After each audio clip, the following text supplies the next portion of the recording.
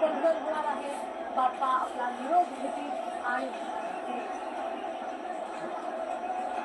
सगळे गणेश भक्त आता भावपूर्ण वातावरणामध्ये बाप्पाला निरोप देणार आहे. एकूणच हा मोठा ताफा खरं तर सगळ्यांचा इथे आपण पाहू शकतोय.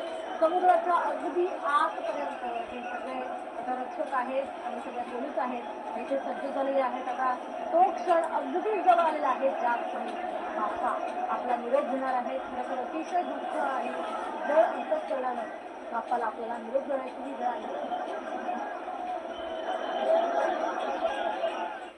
सेन्सोडाईन संवेदनशीलतेपासून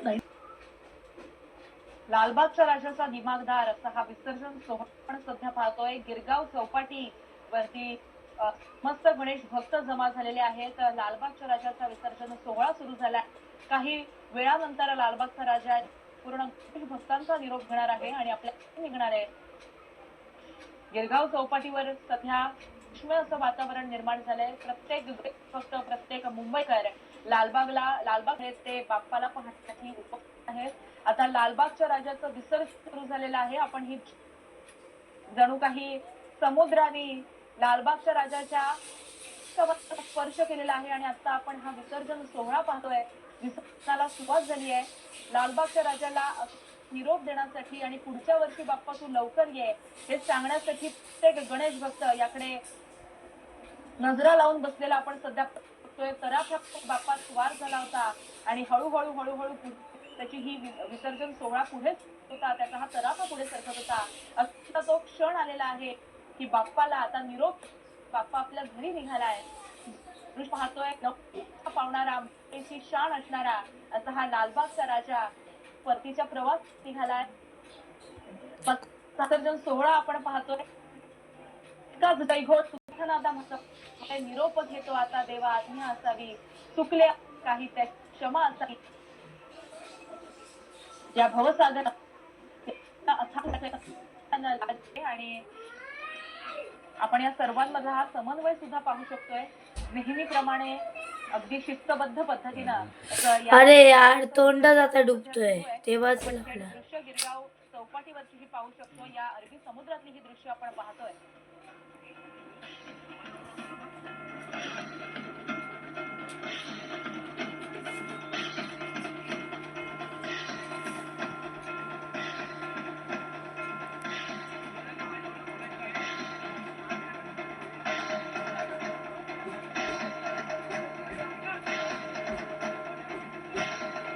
या अथांग सागरानं या लालबागच्या राजाला नवसाला पावणाऱ्या अशा या लाडक्या बाप्पाला आपल्या कवेत घेतलेला आहे. आपण ही सध्याची दृश्य पाहतोय. लालबागचा राजा विसर्जित होतोय.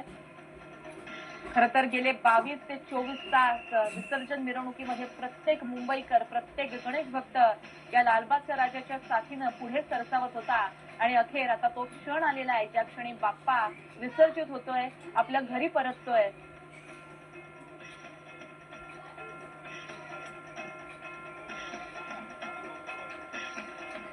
तर आपण ही दृश्य पाहतो. एकीकडे अथांग पसरलेला हा अरबी समुद्र अथांग समुद्र या बाप्पाला कवेत घेतोय आणि ह्याचे साक्षीदार ठरले ते म्हणजे या गणेश भक्त. या गणेश भक्तांचा हा जनसमुदाय.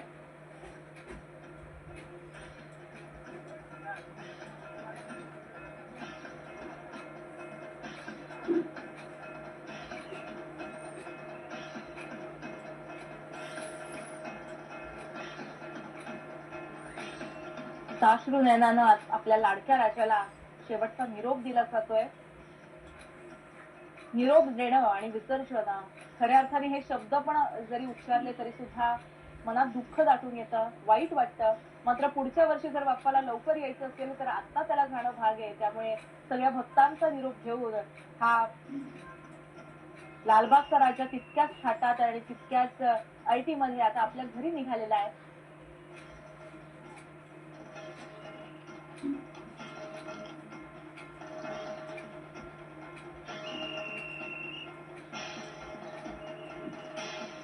कुठल्याही प्रकारे गोंधळ न घालता हे जे गणेश भक्त आहेत ते नेहमीप्रमाणे योग्य ते व्यवस्थापन करून शिस्तबद्ध पद्धतीने लालबागच्या राजाला विसर्जित करतायत. सध्या आपण ही दृश्य पाहतोय.